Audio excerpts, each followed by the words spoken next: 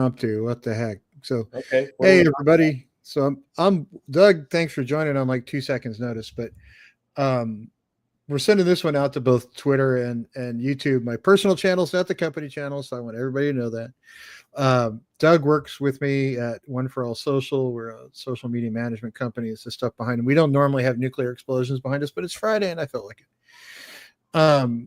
So there's been a lot of things about drones in New Jersey, and Hmm. my personal favorite, and Doug can attest to this, online experts. See, the laughing already with the laughing and the thing and the what and the whatever. Well, Uh, you know, Supposed to be my Woody Allen impression. the Um, highly certified folks. yeah, well, we'll get to that in a minute. But first, let's talk drones in New Jersey. And Doug, since you at least have been a hobbyist with drones for a bit, I thought this would be interesting because you fly the things at least with as much time as you can for anybody that has a daughter that's into theater. So now we all know Neil deGrasse Tyson, right? And one of the interesting things about Neil deGrasse Tyson these days is the most dangerous place on the planet is in between him and a camera, and he will spout off about anything. So can you hear this when I push play, Doug? Can you hear the audio to that? I cannot. All right, so they've kind of done it here in the they've captioned it. So check Neil that check his answers out.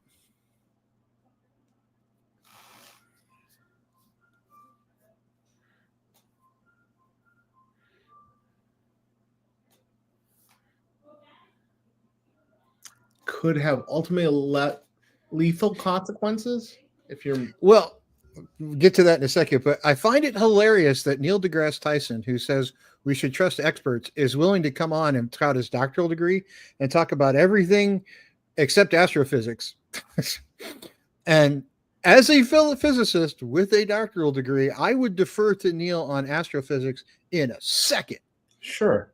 because it's not my field. I'm nanotech and quantum and sort of pattern recognition and predictive analytics.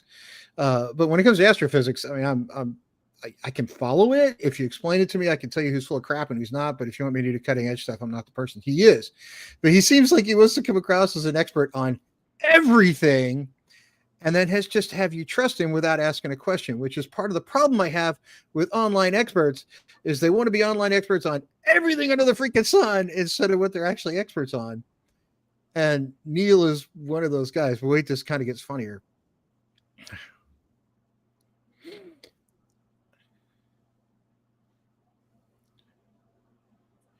He obviously has never met, like a guy. Because the first thing I'm going to do is get out tools and go, got this, right? Yeah. The second Try to thing you're figure going it to out. do is call two plumbers to see if you get an answer that's, one says $8,000, one says $80, right? You're going to play some sniff test stuff. But wait, he gets funnier.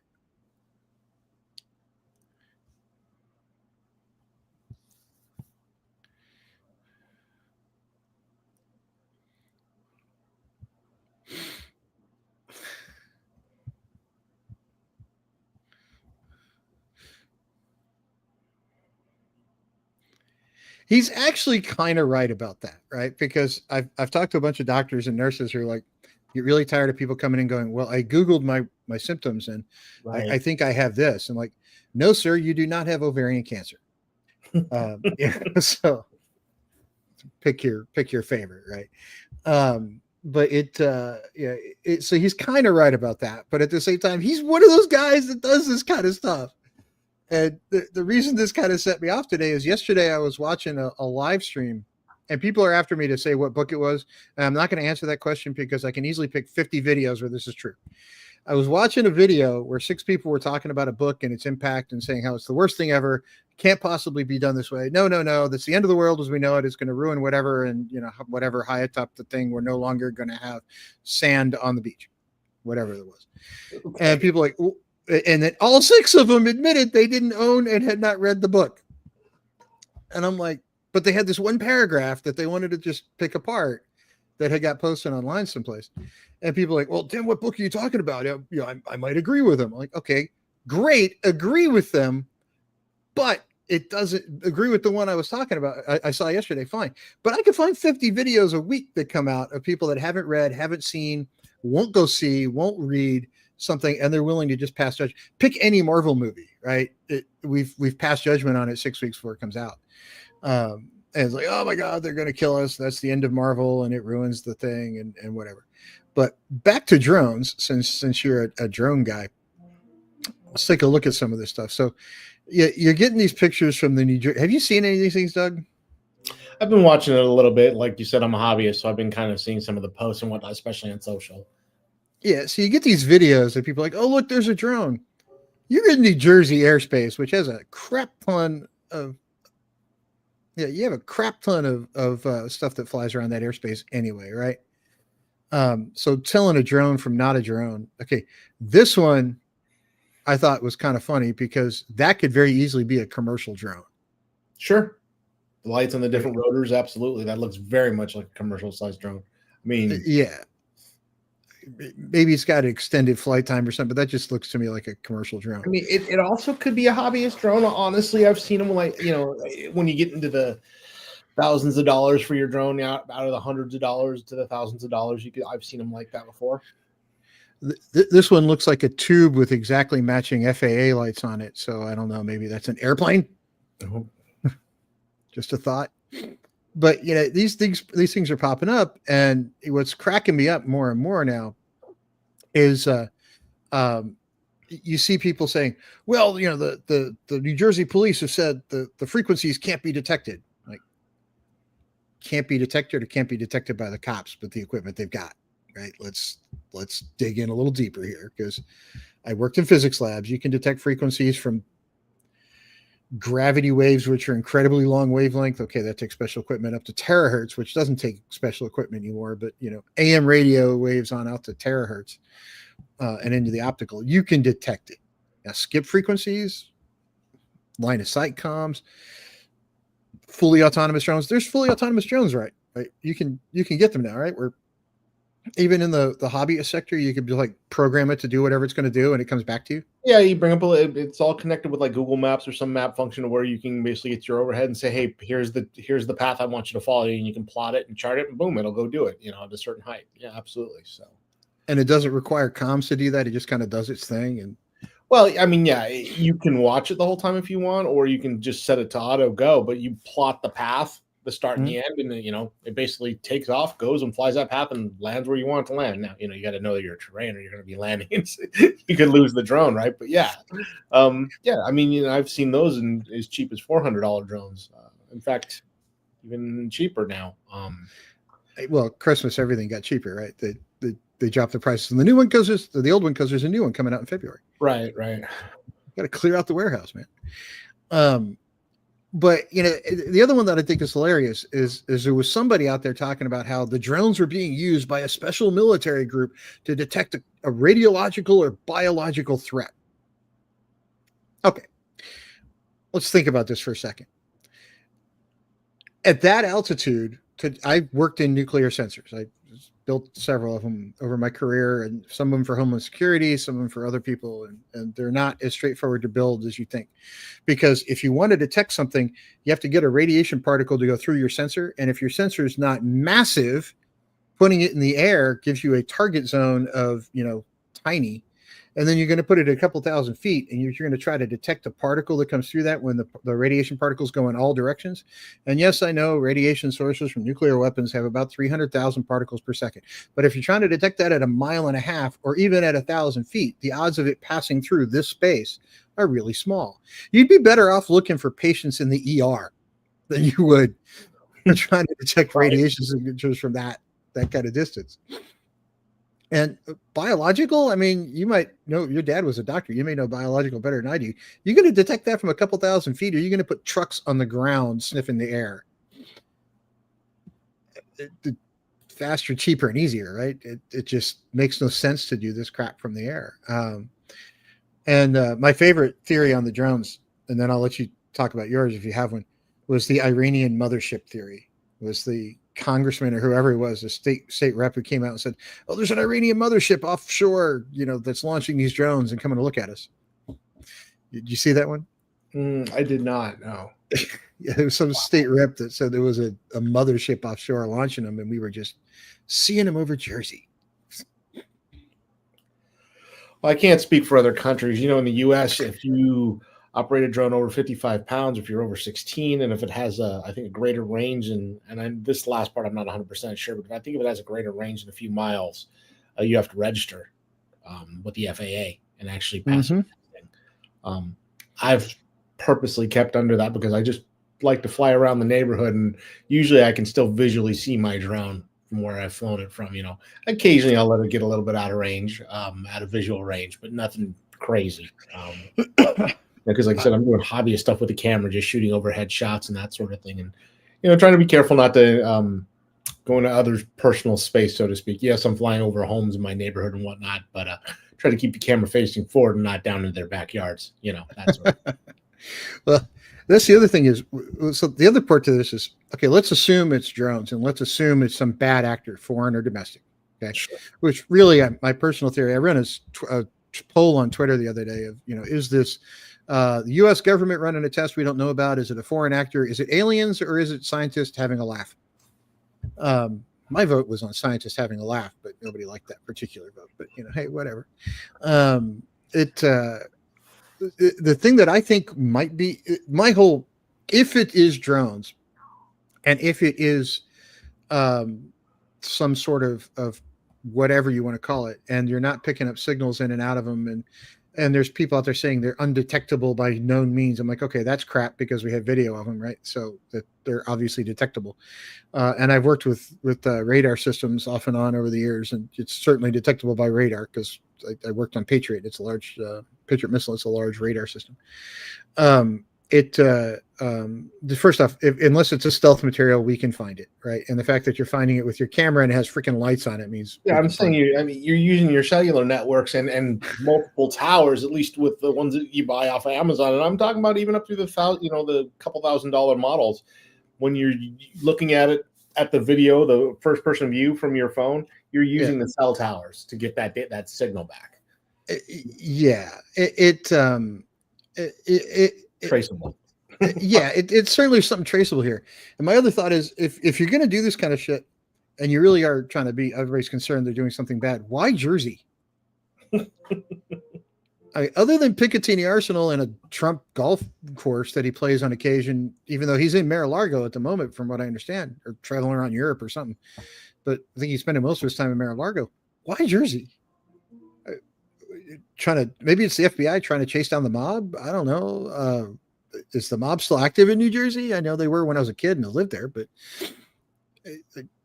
I can't figure out why Jersey. There's just also, is Jersey, is it happening just about everywhere in Jersey's a little bit more paying attention to it than anywhere else? There's probably over my neighborhood at least once a week. And I mean, they're just, I'm guessing, I could be wrong, but I'm not concerned about it. They look like hobbyist drones, like other folks in the neighborhood who've gotten them, or the neighborhood over that have gotten some and they're playing with them. Last year, I specifically saw a lot of them after Christmas, right? And then like anything else, the activity dies down, the toys get put away. So that sort of thing. Well, yeah. I mean, it's like, somebody said they're seen in Massachusetts, Pennsylvania a little bit, and other places. The only thing I could think of about why Jersey is, as soon as you get to Tennessee or Texas, somebody's going to take a shot at one of those things. And it's going to come out of the air. Right? Tennessee, Kentucky, Texas, man, we're going to pull that thing down. That's not a problem, right? So, well, I mean, and look at how many more drone shows are available. Just this last 4th of July, there was a huge one out here. Well, heck, last New Year's in Dallas, they did the countdown with the drones instead of. I want to say there was just another one here shortly after Halloween or around Halloween that was a big to do. And I'm sure there's going to be Christmas ones coming up around this area. So there are more and more people flying these things for recreational and for commercial purposes, right? The videographers that are doing it, that sort of thing. The whole nine. I know a ton of wedding professionals that are videographers in Las Vegas that are adding drone shots into their wedding videos now, and yeah, they have to register and they have to do all this stuff, but they're the ones buying these commercial drone size drones and and they've got all the bells and whistles. They've got all the lights, like the one you showed. They can go 10 miles away, and you can still track them and see it and that sort of thing. A bunch of the real estate agents around here are using them for the higher end homes, man. It's just like, here's the neighborhood, and what the view is. And it's like, I get it. It's cool. I actually looked at one personally that was in the $1,000 range, and the reason I liked that one is because it had like a 4K camera on it and kind of real time images as it flies. It had a range that was pretty impressive. It was far beyond Bluetooth. I think some of them are just like Bluetooth or Wi-Fi or some weak ass signal. But the thing I liked about it is if it lost signal from you, you could program it to just come back to you. It's like, I lose signal, I'm just going home, right? Because my biggest fear with any of them is I'm going to get it in the air and lose it. Nobody wants to spend $1,000 that just disappears. It's like, bye. Sorry, drone. I didn't mean to offend you. Like, yeah, and I think that tech is even coming down into the cheaper ones now. If you start looking again, I think I saw one at a $600 price point that had that return to home feature. It's an awesome feature, right? I mean, I love it. But some of the stability on those things is getting pretty impressive. So I don't know. I look at this stuff in Jersey like, okay, we're going to figure out what it is sooner or later. But my theory is I worked on enough government programs over the years that if they really have looked into it and they really don't know what it is, left hand's not talking to right hand. Right? There's somebody inside the government somewhere that does know what the hell's going on. They're just not talking about it. My guess is Picatinny Arsenal, which is in Jersey, is running some kind of a test. Because some of them have been seen over Picatinny, and I guarantee you those guys would have shot that shit out of the air before anything else. All right, Doug. So I know it's a busy day at work, and as the CTO, I can pull people away. I'm just kidding. Sorry, Rick, if you're watching, I didn't mean that. Apologizing to our CEO. But I want to do one that's completely off topic, just to see if you catch the laugh in it as much as I do. Okay. To your point, I think this is probably just somebody in that area running their own tests. And yeah, left hand isn't talking to the right. I mean, because this has been going on for a while now. I mean, a couple of years ago, the big conspiracy theory around drones was, they're all made in China. So that means everything that we're seeing, China's seeing. So we need to stop buying Chinese drones. They're not spending that. They're not doing that to send video of my home area back to China to investigate U.S. land. I'm sorry. Yeah, I have this. Every once in a while, people will be like, "Oh, aren't you afraid of people spying on you?" I'm like, you know what? With the number of cameras that are on cars, phones, ATMs, traffic lights, and everything else, the moment you walk out the door, your privacy is gone. Right? It just is, because how many backup cameras you have? My son was telling me about my kids take the school bus to my ex-wife's house. When they're there. And it was telling me that the bus now has enough cameras in it. They can see what's going on in every seat and all the way around it in 360. I'm like, holy crap, that's actually pretty. And I guarantee you the school keeps that shit in case there's a lawsuit someplace. Sure. Right? Absolutely. So, if you're driving around in the morning and you see a school bus, you've been recorded and you may not care. You may not notice it. You may be like, I need my privacy. Well, it's gone. And given that we're in the social media space, I could tell you that if you post stuff on social media, your privacy was shot the moment you started posting stuff on social media, because it's in the terms and conditions. Worst one of those is TikTok. The rest of them are just almost as bad. But it's still, I think it does more good than harm. But anyway, so I got one I want you to see and see if you catch the laugh as much as I do. Okay, and then I'll let you get back to work. And I know your daughter has a play. What's she in? Beauty and the Beast. Beauty and the Beast. Sold out performances. I can't even get my family into them anymore. Wow. My daughter wants to do Frozen Junior, but only if she can be Olaf. I'm like, highly coveted part. Good luck. Yeah, they wanted her to do Elsa or something, and it's like, okay, well, that's good, but she doesn't want to wear the dress, so she's like, I want to do Olaf. This is the fun of 11-year-old girls. Anyway, so see if you catch the fun on this one. Barron Trump, freshman at NYU, reportedly spends more time gaming than socializing, and this is supposed to be from the AP Post. Who's that from? AF Post? Oh, somebody. A freshman spends more time gaming than socializing. Are you shocked?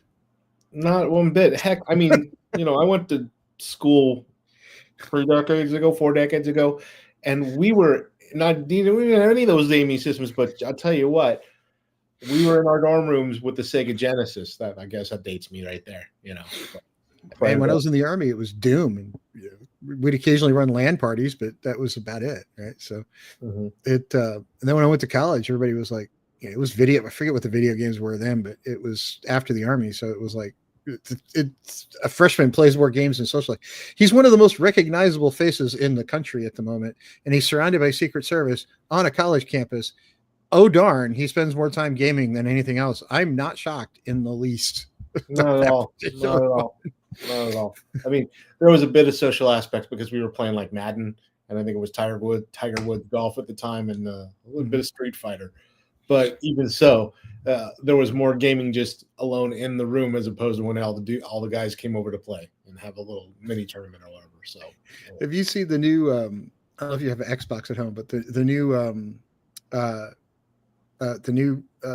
Mortal Kombat. I don't have an Xbox. I've seen some of the videos online where they're bringing in all these different characters from movies and whatnot.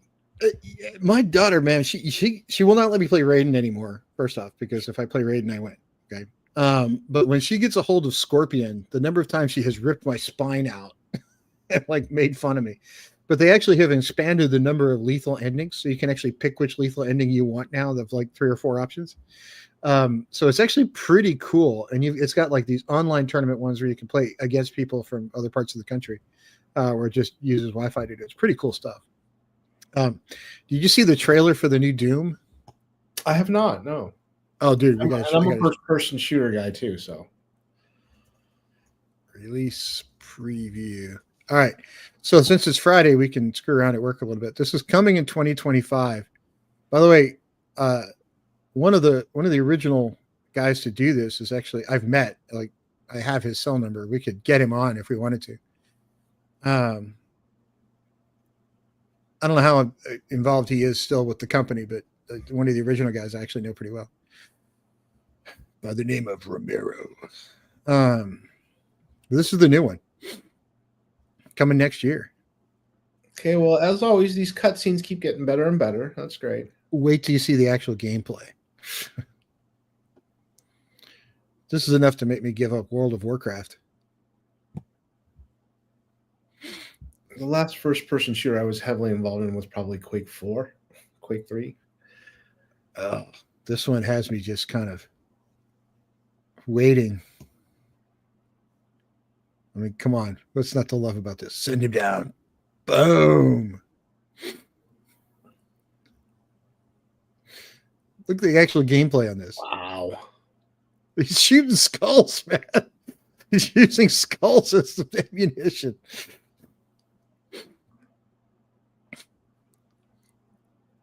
I mean,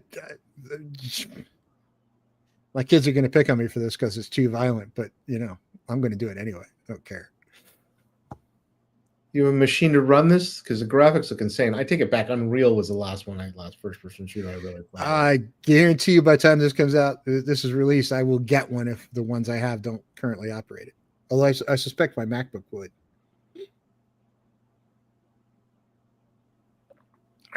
Wow. This is buy a new machine time kind of stuff if you have to. Doom, the Dark Ages. That gameplay looks insane. I'm telling you, man. All right, cool. Well, thanks for taking the time, Doug. I just had to get all over online experts because if you want to be an online expert and you actually are an expert at something, go ahead and do it. But if you're not familiar with the topic, if you're not willing to read the book, watch the movie, shut the hell up. Okay, that's all I'm asking. It goes the same old thing, and it's just online experts as well as bleeds into our work into social media.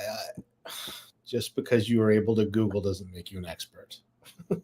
That's right. And I always, being a physicist, I get some of the most bizarre questions in the world. And it's usually people asking me to explain string theory. And I got news for you. I am not a theorist for a reason. It's because when I started looking at string theory, I'm like, okay, I'm just going to go to the experimental labs because that stuff's funky. I mean, I kind of understand what they're trying to do, but 11 dimensions, come on. We don't know. The trouble with the string theorists these days is, and this is just me looking outside in, I am not a string theory expert, is every time there's an experiment that proves string theory is incorrect, all they do is go back and make the theory slightly more complicated and get to a point, well, we don't think you'll be able to test this, but it's correct. Trust us. And then every time we figure out a way to test it, it turns out they're not right. So I'm like, guys, there's something incorrect here. but somewhere we have to be able to, the thing string theory wanted to do is, many theories want to do is get to the theory of everything, where you can kind of merge relativity with quantum mechanics, and you get those two to kind of line up because there's some disconnects in between them. And the trouble is, and this goes back to the Einstein days, which is why I've actually been reading some of Einstein's books and papers lately, is string theory is all well and good. It's all neat. It's all grand. It's all great. Not an expert in it. But if Einstein went to his deathbed saying, he wasn't talking about string theory because it wasn't a thing then, but he was talking about quantum mechanics. Remember, string theory is trying to align quantum, and string theory and others are trying to align quantum and relativity. Einstein went to his deathbed going, quantum can't be right because statistics here just don't make any sense. He thought quantum was just quantum. You can get the correct answers with quantum, but understanding why they're the correct answers is the problem. The answers come out correct. I can do the math. I can get the answer that will fit the experiment. That's not the problem. He felt, and I feel, that what quantum is doing is giving you sort of a fuzzy look at something much more important that lies underneath, and we haven't figured out that thing underneath yet. And if we could figure that out, the theory of everything would kind of work out great. But we've kind of gotten around the world of, well, the theory works out, the math works. I'm like, okay, but why? Right? Let's figure out the why, and then maybe we can unite everything, and the whole thing comes out. But I think the string theorists have missed something fundamental. I think the same thing about the dark matter guys, and I'm starting to become one of not a few people that think the dark matter guys are just completely nuts. But time will tell. So I don't work in the academic world. I work on predictive analytics stuff now. So I get to be the outsider looking in and talk to my friends at the universities. They're like, oh, I just have 5 papers published. I'm like, great. That's good for you. I don't care. 6 people will read them. So anyway, all right, Doug, thanks. I'm going to end the stream there. Hope everybody had fun. We'll see you again next week. All right.